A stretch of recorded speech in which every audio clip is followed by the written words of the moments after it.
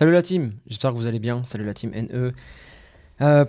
Nouveau podcast sur l'Arabie Saoudite. J'ai voulu laisser passer la vague un peu du mercato, etc. pour me faire mon propre avis.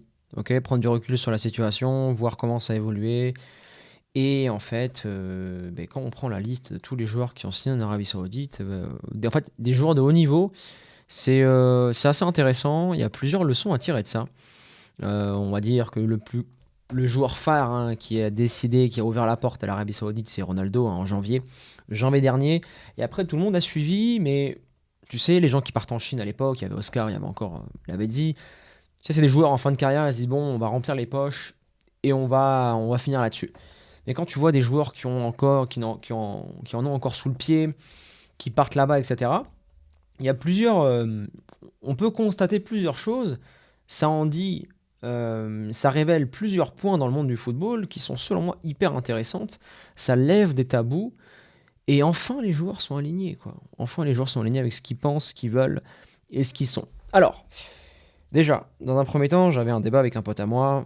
D'ailleurs, la team, j'en profite pour vous le dire, avant de voir tout ça. Je vous ai mis le lien en description. L'Académie NE ouvre ses portes. On a déjà recruté pas mal de joueurs et de joueuses. L'Académie NE est disponible pour tous les joueurs qui veulent mettre en place un plan de carrière. Tout ce que j'ai appris en tant qu'entraîneur. Joueur de haut niveau en centre de formation et pôle espoir. J'ai compressé toutes ces informations pour préparer les joueurs au haut niveau, leur construire une carrière sur mesure et qu'ils puissent avoir accès aux data, aux méthodes d'entraînement, terrain, tactique, préparation mentale. Bref, dans l'académie, il y a Nico en tant que préparateur mental, il y a Anthony, coach de performance, et à moi, tout ce qui est organisation, management de carrière pour le joueur. Donc, tout se passe dans l'académie NE, lien ci-dessous pour nous rejoindre et voir comment on peut t'aider lors d'un premier appel avec tes parents et toi ou toi tout seul, tout dépend ton niveau d'avancement dans le monde du football et si tu es majeur et mineur. Bref, refermons la parenthèse pour ceux qui veulent nous rejoindre, lien en description. Arabie Saoudite, très intéressant. Donc j'avais un débat avec un pote à moi, voilà, Antoine, tout le monde part en Arabie Saoudite, c'est le Cristiano Ronaldo effect. Ok. Je le dis pourquoi? Parce qu'il joue là-bas, donc tout le monde veut jouer avec lui. Je suis d'accord. Tu penses qu'un Riyad Mahrez qui a déjà affronté Ronaldo veut aller dans le championnat pour jouer avec lui? Neymar pareil, Koulibaly pareil, Edouard Mendy pareil, N'Golo Kanté pareil. Alors que ces mecs-là ont évolué avec des grands joueurs aussi. Ou encore Chiesa qui était au Barça. Ou Aymeric Laporte encore, qui est hyper jeune. Vous croyez que les mecs, dans le monde pro, se disent « Je vais aller là-bas pour voir un CR7 en fin de carrière, dans une culture qui est totalement différente de la mienne, qui est loin de l'Europe, il n'y a aucun enjeu, aucune intensité, aucun gros trophée, il n'y a aucun prestige à aller là-bas. Je vais aller là-bas parce qu'il y a Ronaldo. » Et là, il s'est dit « T'as pas tort. » Par contre, Ronaldo a ouvert une voie. Niveau marketing, ça a fait du bruit. Et Ronaldo a dit oui, Messi a dit non, bref. Mais le porte-monnaie saoudien est gros. On le verra par rapport aux taxes. Et pour vivre là-bas, c'est intéressant. C'est intéressant. Un joueur de foot qui veut aller là-bas en termes de taxes pour coffrer le maximum et faire le maximum d'argent, c'est intéressant. Mais ça révèle deux choses, l'Arabie Saoudite. Premièrement, quand tu vois un Aymeric Laporte de City, quand tu vois un Aymeric Laporte de City, quand tu vois un Ruben Neves, quand tu vois un Marcelo Brozovic, et encore on peut le comprendre ça, quand tu vois un Diego Jota, Jota pardon, quand tu vois un Firmino, quand tu vois un Jordan Ederson, un Alain Saint-Maximin, un Fabinho, tu te dis ok, il y a quoi derrière tout ça? Là je vous ai cité que des joueurs, si je me trompe pas, non musulmans, sauf Riyad Mahrez. Pour un musulman, on en verra par la suite, mais c'est compréhensible l'Arabie Saoudite et c'est totalement ok. C'est totalement ok et aligné avec la décision. Par contre, quand tu vois des Aymeric Laporte qui signent en Arabie Saoudite, quand tu vois tous ces joueurs-là, Otavio, bon ça, à la rigueur, je peux comprendre, mais Aymeric Laporte de City, ça révèle une chose. Dans le monde, dans tous les différents sports, ok, tu as le joueur qui va jouer pour le prestige. Ouais, moi je vais aller jouer au Real. Oui, moi je joue dans un club de 19 NAS, blablabla. Oui, je joue dans tel et tel club. Ok, tu prends combien? Ouais, pas grand chose, mais voilà, regarde, je joue dans un très grand club. Ok. Ou sinon, tu as le joueur qui va aller en Arabie Saoudite et qui va gagner énormément d'argent. Tu sais, moi, à Toulouse, je m'amusais à poser la question écoute, si on te propose de jouer au Real pour 5 000 € par mois, ou d'aller au RC Lens sur le banc et prendre 200 000 euros par mois, tu choisis quoi? Et les mecs ont toutes la même réponse unanime. Bah écoute, moi je fais du foot pour le blé. Je me suis cassé le dos en centre de formation et je suis allé jusqu'ici. C'est pas pour gagner des clopinettes. Sinon, j'aurais arrêté le foot bien avant et j'aurais gagné ma vie autrement. Mais bon, aujourd'hui, j'ai une qualité. Je suis allé tellement loin dans le monde du football que je peux pas m'arrêter là. Donc, je vais continuer.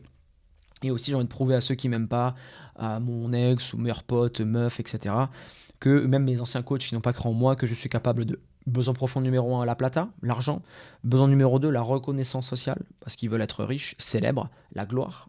Ça, c'était la phrase d'un gardien que je ne citerai pas à Toulouse.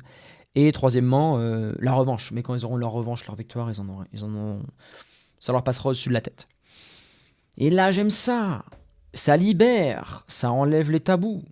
Oui, je vois souvent la phrase oui, mais lui, il fait ça pour l'argent. Bon, stylo est tombé. Ouais, lui, il fait ça pour l'argent. Pourquoi tu vas à l'école? Pourquoi tu fais des études supérieures? Pourquoi tu travailles? Pourquoi tu crées ton entreprise? Je te pose la question. Pour l'argent? Tu vas faire comment pour nourrir ta famille? Avoir une maison?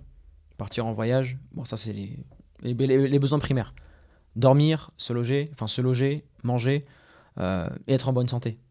Comment tu vas faire? Tes enfants, soit tu les mets dans une école publique et tu sais que c'est très dangereux pour eux, ou soit tu peux te payer les meilleures écoles privées pour les protéger de ça. Allez, on va dire que tu te sens pas en sécurité dans ton pays à l'heure actuelle, tu peux partir de ce pays-là, parce que tu as les moyens. Aujourd'hui, tu es footballeur, tu évolues en N3, tu dis ok, j'ai 20 ans, ma mère se casse le dos à la maison, ou dans ta cité, ou peu importe, je la vois monter les escaliers avec les courses, elle a mal au dos. Ok, comment je fais pour les payer une maison? Comment je fais pour, comme dirait Mohamed Ali, mettre la daronne à l'abri? Comment je fais? Comment je fais? Tu vois le truc? Aujourd'hui, tout ce que les gens font, c'est pour améliorer leur statut social, protéger leur famille et ne plus être dans le besoin. Ok, l'argent, c'est d'accord avec ça. Faut être aligné avec l'argent. L'argent, il n'y a aucune chose de péjoratif. L'argent, c'est la chose la plus saine. Par exemple, tu échanges un service contre de l'argent, ok, le mec te paie à ta juste valeur, c'est un contrat, c'est noté. Tu comprends? Alors, tout ne doit pas être rédigé par l'argent. Du point de vue moral pour certains, oui, mais l'argent, c'est pas bien. Si tu penses qu'avec l'argent, etc., etc. L'argent ou le troc détermine une valeur qu'a imposé le marché. T'acceptes pas. Aussi simple que ça. Pourquoi t'achètes la PlayStation? Pourquoi t'achètes FIFA? Pourquoi tu veux acheter le dernier t-shirt Balenciaga? Ou pourquoi tu veux la plus belle voiture? C'est de la reconnaissance sociale. Tu veux montrer aux gens, regardez. Pourquoi tout le monde veut avoir une belle voiture? Pourquoi ils veulent avoir une Rolex? Pourquoi les joueurs de football aujourd'hui ont telle coupe de cheveux? Pourquoi les joueurs de football aujourd'hui ont telle façon de s'habiller, de parler, etc. Parce que c'est des codes. C'est des codes, c'est des clubs. Des clubs de joueurs plus ou moins riches qui veulent, dans un premier temps, mettre leur famille à l'abri et après profiter, mettre en place ce qu'on appelle une mala, avoir un style de vie, et c'est ok avec ça. Ils ont travaillé pour ça. Donc aujourd'hui, le joueur qui dit je fais pas ça pour l'argent est un joueur qui a rien compris au système, qui a rien compris au jeu. Aujourd'hui, si tu veux durer dans le monde du football et aller au niveau, si l'argent ne t'intéresse pas, tu vas te faire avoir par les agents. Au bout d'un moment, ça va bloquer. Et tu vas devoir à un moment donné négocier ton contrat, avoir ta place, et tu vas te faire rattraper par les besoins primaires. Comment je vis? Et l'Arabie Saoudite nous a montré aujourd'hui qu'un joueur comme Aymeric Laporte, qui est jeune, qui avait encore une longue carrière devant lui, s'est dit ok, il y a une proposition, il y a du cash sur la table, le prestige, j'en ai rien à foutre. Moi, ce que je veux, c'est l'argent. Le prestige ou l'argent. Aujourd'hui, les gens veulent paraître footballeur pro, paraître riche, ou avoir le prestige de jouer en première ligue. C'est bien, c'est excellent en première ligue, tu gagnes très bien ta vie.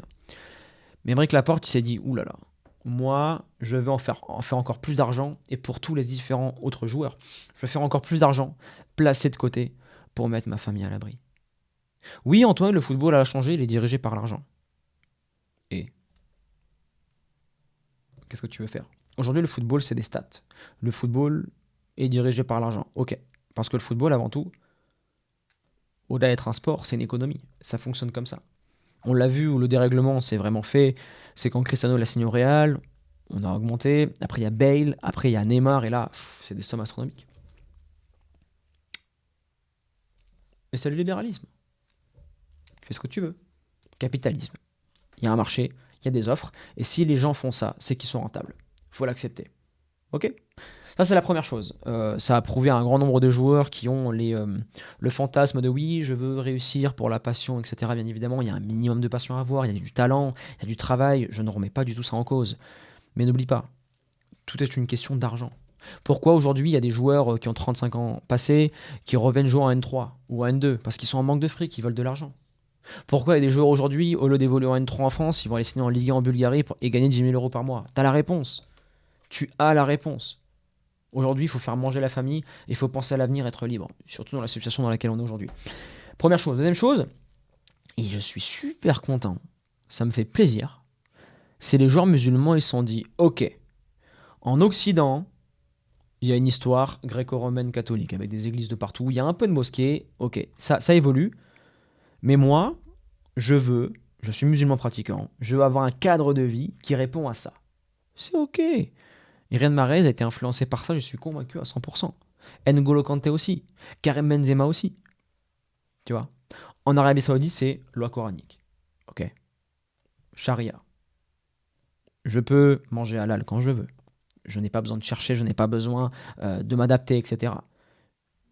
Tout est adapté par rapport à la prière. Je ne regarde même pas. Dubaï, ça a évolué. Avant Dubaï, c'était week-end, vendredi, samedi. Maintenant, c'est passé à samedi, dimanche. Sans regarder, je pense que l'Arabie Saoudite, leur week-end, c'est vendredi, dimanche, adapté à la religion musulmane. T'es musulman, c'est ok. T'es à la maison, tout se passe bien, t'es respecté pour ça. Si ta femme porte le voile, personne ne va la juger. Dans la rue, c'est aussi ok, tu vois. Alignement entre valeurs, religion, style de vie, et après on se remplit les poches. Pas belle la vie quand même. Pas mal. Ils sont alignés avec ça. Et c'est une chose vraiment très intéressante. Il y a un marché qui se développe là-bas par rapport à la religion. Et ça permet à des joueurs d'être bien dans leur tête. On peut, par exemple, très simple, hein, en Europe, tu peux avoir le problème quand tu es musulman, tu fais le ramadan, ça ne matche pas avec un coach. Je crois que, euh, pour éviter de tirer sur l'ambulance, je crois que Galtier ne voulait pas que les joueurs fassent le ramadan. Il avait ses raisons pour ça. Ça a fait une polémique. C'est son choix, ok. Quand en Arabie Saoudite, c'est logique. Tout est adapté par rapport au ramadan, donc à la religion. T'es musulman, c'est ok. Tu vois, vous voyez un peu l'idée. Donc l'Arabie Saoudite aujourd'hui, c'est un marché très intéressant. C'est un marché qui permet de rémunérer énormément les joueurs pour qu'ils puissent, eux de leur côté, mettre la famille à l'abri. Ça nous montre que dans la vie, il y a deux mondes. Il y a le monde du prestige et le monde de l'argent, ok. Par exemple, pourquoi un Sergio Ramos n'est pas parti là-bas? Je suis 100% convaincu qu'au-delà de l'argent, il n'est pas du tout aligné avec ce qui est proposé religieusement, j'en suis sûr, et en termes de société en Arabie Saoudite. Ça, je suis convaincu. Ça bloque.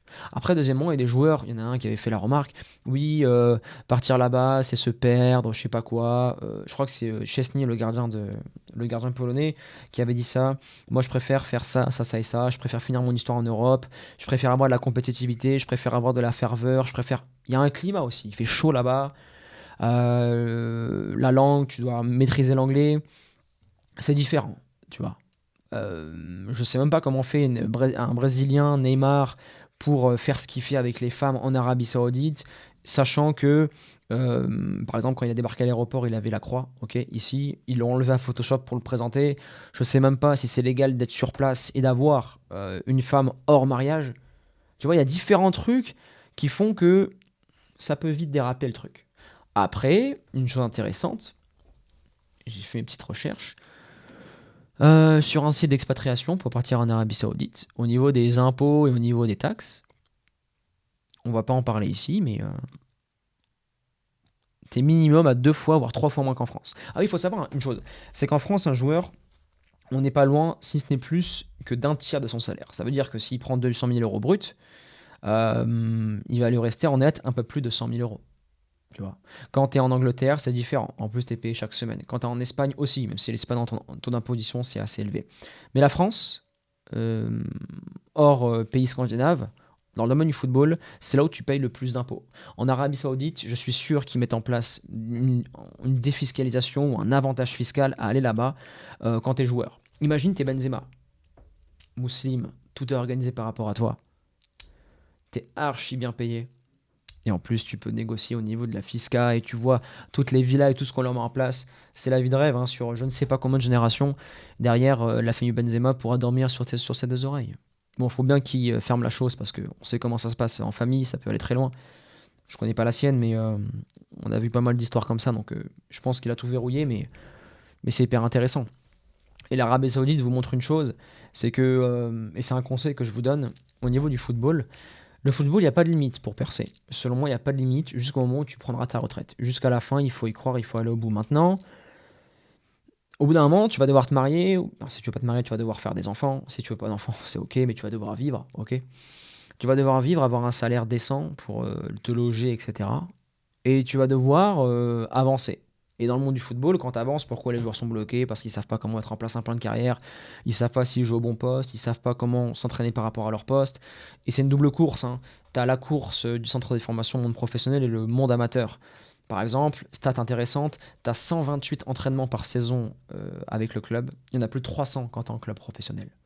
Si on parle de la qualité et de la quantité, le joueur amateur ne pourra jamais rivaliser avec le joueur pro. C'est pour ça que on dit que hors centre de formation, pour percer, c'est possible, mais il n'y a qu'un tout petit pourcentage à côté des joueurs qui passent par un cursus pro. C'est aussi pour ça qu'on a mis l'académie en place, pour réduire cet écart et accélérer les carrières. Pour finir ce podcast, pour en parler, je voulais absolument insister sur deux choses pour conclure. Au niveau de l'argent, ce n'est pas un tabou, c'est ok. L'argent, c'est sain, ok. Vous devez gagner votre vie. Privilégiez à un certain moment l'argent au temps de jeu et à votre carrière. Si l'opportunité est bonne et que le rapport bénéfice manque de temps de jeu est intéressant. Deuxième chose, juifs, chrétiens, musulmans, bouddhistes, peu importe. Vous avez des valeurs. Vous voulez vivre dans un pays qui est aligné avec le vôtre. Si le pays dans lequel vous êtes ne vous aime pas, ou vous discrimine, ou peu importe. Partir vivre en Arabie Saoudite, pour un Benzema, c'est hyper logique, cohérent. Riyad aussi, c'est hyper cohérent. Pour d'autres joueurs, d'autres confessions religieuses, c'est pas cohérent, ils y vont pas. Ils restent alignés. Et dans la vie, t'as ok les revenus, t'as ce qui rentre, mais t'as les valeurs et t'as l'alignement. Tu vois, t'as l'alignement qui fait que j'ai une famille, j'ai envie d'évoluer dans tel cadre. Exemple, moi, j'habite plus en France. J'habite dans un autre pays en Europe. J'ai voulu partir à Dubaï, j'ai voulu partir dans ces pays-là. Je me sentais pas aligné, le climat me plaisait pas. Différentes choses m'ont dit ok, ma place n'est pas ici. Je respectais ces gens-là, mais ma place n'est pas ici. Elle est autre part. Je suis allé dans un autre pays, je suis aligné, je me suis intégré dans la population dans laquelle je suis, et c'est ok. Vous voyez un peu le truc? Dans la vie, vous devez garder. Et une chose très intéressante que je parle à mes joueurs et mes joueuses, dans la vie, on a deux choses. On a ce que l'on demande et on en a ce que l'on tolère. Si tu veux dans un milieu, dans un endroit, dans un club avec un entraîneur ou un poste que t'aimes pas, c'est de ta faute parce que tu le tolères. Ok, Antoine, je vais arrêter de tolérer ça. Super. Parle avec le coach, change de club, change de région, change de division, fais quelque chose. Deuxième chose, dans la vie, on a ce que l'on demande. Oui, coach, je voudrais ça, s'il vous plaît. Ah, il me demande, intéressant. Ton coach va te dire non ou oui, la négociation commence. On peut discuter, on peut voir, voilà coach. Vous me faites jouer depuis le début de la saison en tant que défenseur central. Je suis pas ok avec ça. Mon vrai poste, c'est 6. Et là, le coach va te dire ouais, mais j'ai déjà lui en Suisse. J'ai déjà lui en Suisse. En 6. Ça veut dire qu'en 6, l'autre est meilleur que toi selon le coach. Donc là, c'est une question de niveau, tu dois lui prouver à l'entraînement. Ensuite, si il y a moyen de gratter, va te dire pourquoi en tant que 6. Et là, tu lui réponds la question fatale. Coach, par rapport à mes qualités, mes résultats physiques et par rapport à ce que je peux apporter à l'équipe, je serai meilleur en tant que 6. Ok, le coach, ce qu'il veut, c'est avoir une équipe compétitive. Il faut savoir parler au coach, c'est de l'intelligence relationnelle. J'arrête de tolérer ce que je ne veux pas, je mets en place, je demande, et derrière, j'ai le pouvoir de négociation, soit par mes entraînements, soit par mes qualités, soit par ma progression, ou soit sur ce que je peux apporter au coach. Aussi simple que ça. Ok? Donc, on s'est un peu égaré, mais pour conclure, le nouveau marché qui s'est ouvert en Arabie Saoudite, de mon côté, me plaît beaucoup. J'aime beaucoup la transparence. Les joueurs ils partent là-bas pour l'argent, c'est ok. Ils veulent aussi développer un nouveau marché. J'espère que ce marché-là va se développer, que les joueurs seront plus épanouis, alignés. Personnellement, c'est pas un championnat qui me fait rêver, j'en regarde pas de match et je ne pense pas en regarder. Moi, je suis plutôt sur le football européen euh, parce que le niveau est beaucoup plus élevé et les joueurs sont là. Pour te dire, je suis plutôt Messi et je ne regarde même pas ces matchs en MLS parce que là-bas, certes, ça paye pas par rapport aux différentes clauses qu'il y a dans ce championnat, mais le niveau ici, selon moi, est encore faible pour que je puisse regarder le football. Et le football, pour moi, c'est le spectacle, c'est toutes ces choses-là. Et c'est de la compétition, c'est du très haut niveau. Je veux voir les meilleurs contre les meilleurs. Et dans ces championnats-là, certes, les joueurs gagnent beaucoup d'argent, mais en termes de compétences, de progression et d'enjeu, il n'y a rien. Il n'y a rien du tout. Voilà. Donc, très court podcast. J'espère que ça vous a plu, ça a pu vous apporter de la valeur, des informations. Pour ceux qui veulent rejoindre l'académie, la team, le lien est disponible en description. Sur ce, je vous laisse ça de mon côté et je vous souhaite une excellente journée. Ciao la team et portez-vous bien.